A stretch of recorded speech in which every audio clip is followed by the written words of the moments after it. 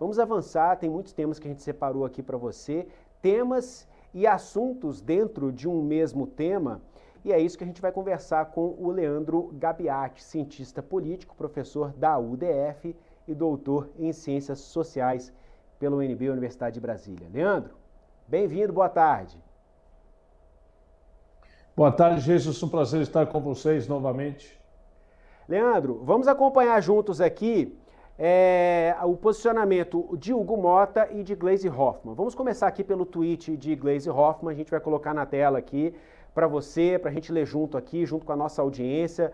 Olha só, Gleisi Hoffmann, ministra das Relações Institucionais, disse o seguinte: o Brasil está cansado dessa conversa de cortar políticas sociais, congelar o salário mínimo e sacrificar os aposentados. Isso não é debate sério sobre política fiscal, é defesa de privilégios e injustiças. Este país tem sim distorções históricas que precisam ser corrigidas, mas jogar a conta nas costas da maioria só vai agravar o problema e aumentar a desigualdade.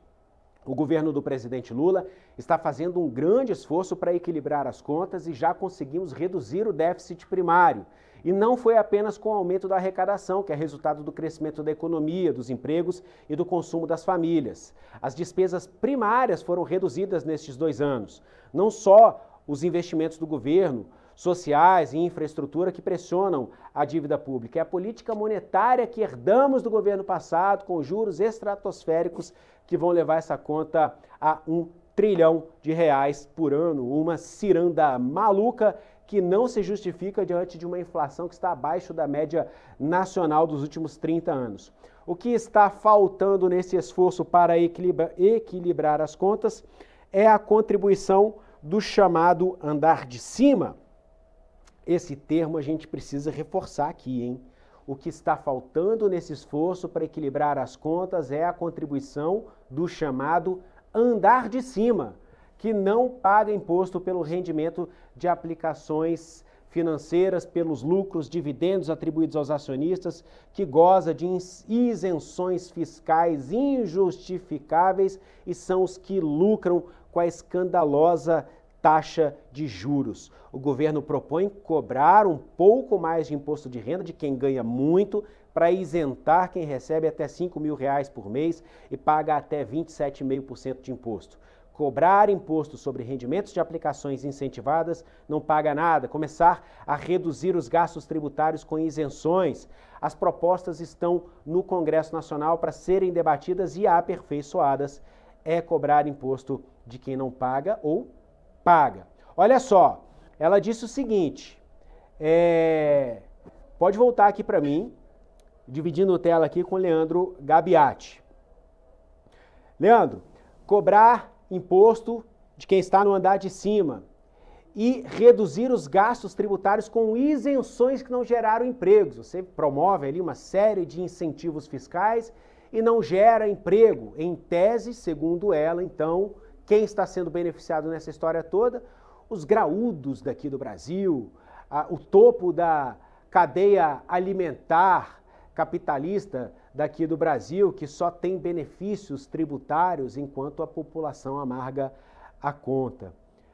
Já eu vou dizer o que o Hugo Mota fala sobre isso, ainda que indiretamente, mas eu quero a sua avaliação sobre essa fala, essa narrativa de Gleisi Hoffmann.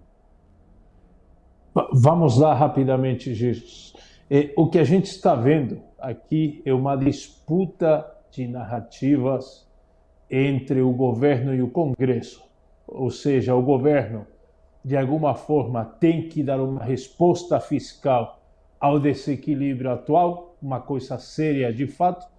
A resposta tem sido aumentar a receita, sem entrar no mérito e aqui sem justamente avaliar os argumentos que a ministra Gleisi apresenta, né? O que a gente está vendo é que o governo pode ser, de fato, tem cortado gastos, tem tentado cortar gastos, mas sem afetar a área social, logicamente porque o governo do PT tem como uma das bandeiras e princípios esse tipo de política. A alternativa foi tentar aumentar a receita.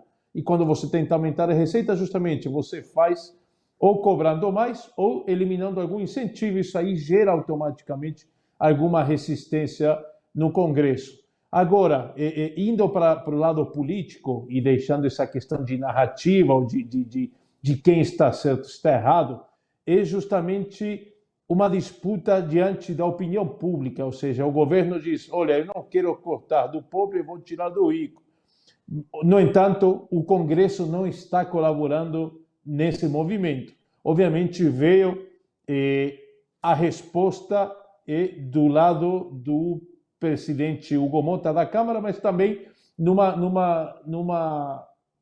alinhamento prévio também com o presidente do Senado, senador Davi Alcolumbre, em que justamente se faz um contraponto, né? Aqui, e o que eles dizem claramente é esse relato, essa narrativa ou essa tentativa de polarizar pobre contra rico não funcionará no Congresso. Ou seja, o que o Congresso está fazendo neste momento é marcar um limite a esse movimento ou a essa postura do governo, né? Ou seja, se vocês avançarem nessa linha, o resultado será negativo. Há, no entanto, obviamente, uma situação fiscal fundamental. O governo tem que dar respostas. E a resposta, justamente, do Congresso, nesse lado colaborativo, vamos dizer assim, é permitir, talvez, que se avance na discussão do projeto de lei que reduz incentivos, é uma matéria prioritária para o Ministério da Fazenda e que o presidente da Câmara, Hugo Mota, pode aprovar a urgência essa semana. Ou seja, ele marca limites quanto a essa narrativa, ou essa tentativa do governo de polarizar, mas ao mesmo tempo o Hugo Mota sabe que o Congresso, e que neste caso a Câmara, tem que dar algum tipo de resposta político-institucional à situação fiscal e avança nessa linha que de alguma forma é convergente com o que o governo precisa. Ou seja, eliminar alguns incentivos ou parte dos incentivos para que as contas comecem a fechar em 2025. Leandro, vamos ver então e ouvir o que disse Hugo Mota, o presidente da Câmara. Na sequência a gente comenta. Hoje temos um Google especial para falar sobre o IOF e muitas outras coisas que falaram aqui em Brasília nessa última semana. E essa história de que o Congresso não olha para o povo, hein? Fake ou real? Fake! Primeiro, quem alimenta o nós contra eles acaba governando contra todos. A Câmara dos Deputados, com 383 votos, de deputados de esquerda, de direita, decidiu derrubar um aumento de imposto sobre o IOF, um imposto que afeta toda a cadeia econômica. A polarização política no Brasil tem cansado muita gente e agora querem criar a polarização social. No mesmo dia em que derrubamos o aumento do IOF, aprovamos outras 3 medidas importantes para o nosso país. A primeira delas foi uma medida provisória que permite o investimento de 15 bilhões de reais em habitação no nosso país. Nessa mesma medida, incluímos a permissão para que o governo possa vender, leiloar o excedente de petróleo, que ajudará o governo a arrecadar algo em torno de entre 15 e 20 bilhões de reais sem aumentar impostos. Aprovamos também o crédito consignado privado. Aprovamos um projeto de lei que garante a isenção do pagamento de imposto de renda para as pessoas que ganham até 2 salários mínimos. O governo diz que se sentiu traído e que foi pego de surpresa com a votação do IOF. Fake ou real? Fake!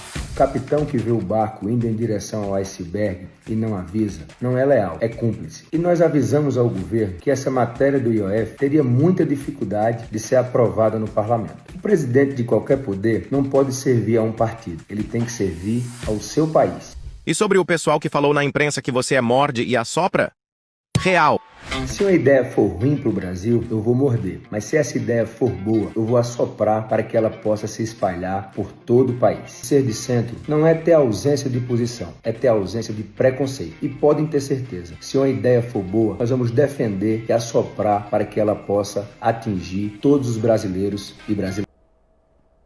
Leandro, se uma ideia for ruim para o Brasil, eu vou morder. Se essa ideia for boa, eu vou assoprar para que ela possa se espalhar por todo o país. Ele está dizendo o seguinte aqui: morde e assopra mesmo e assumo esse papel, mas pelo bem do país. Só que ele acaba de aprovar aqui, ou de dizendo aqui, ele acaba de pautar a votação da urgência do projeto que estabelece a revisão de incentivos fiscais, que é a pauta do governo. Ele faz isso porque ele quer o bem da sociedade ou porque quer assoprar ali pro lado do governo depois de ter mordido? Excelente aqui a metáfora, né, Jesus? Primeiro, elogiar a comunicação, objetivamente a comunicação do Hugo Mota nas redes sociais. Vocês viram de camisa de futebol, falando de forma simples. Eu acho que é por aí, ele está comunicando bem inicialmente. Segundo ponto, o que o Hugo Mota, em resumo, está dizendo? Olha, o governo está dizendo que a gente não está contribuindo. No entanto, e aí ele passa a citar uma série de medidas importantes que o Congresso aprovou para ajudar o governo. Ou seja, ele está dizendo, olha, o Congresso, contrariamente do que o Lula está dizendo, o governo está dizendo, nós estamos contribuindo sim. Ele está prestando contas para a população.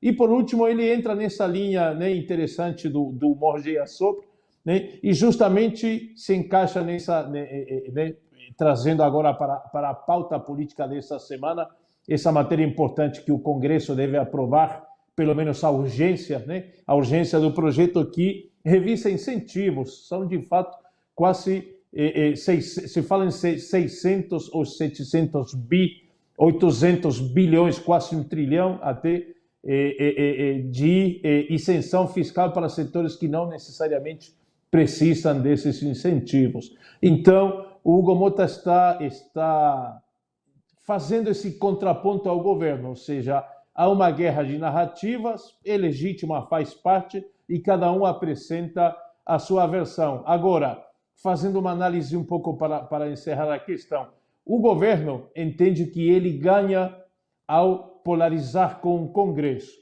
No entanto, o governo depende do Congresso para aprovar matérias, não é o Congresso que depende do governo. Então, esse cálculo do governo tem que ser ponderado, o diálogo tem que ser mantido, o presidente Lula obrigatoriamente tem que entrar na arena de negociações, porque às vezes os ministros são importantes, mas muitas vezes é o presidente da República que tem que dar o aval para determinadas questões. Então, essa postura de polarizar e de tentar expor o Congresso, né, por parte do governo, é uma manobra arriscada. Obviamente, tem um objetivo, tem um cálculo dentro do Planalto, mas o risco da aposta é muito elevado. Ou seja, o governo precisa de um Congresso parceiro, de um Congresso dialogando e não de um Congresso do outro lado da calçada. Vamos ver como a situação avança. No entanto, o cenário que a gente tem aqui em Brasília é de mais atrito, mais discussão, menos consenso entre governo e Congresso daqui até a eleição presidencial, as eleições gerais que temos em 2026.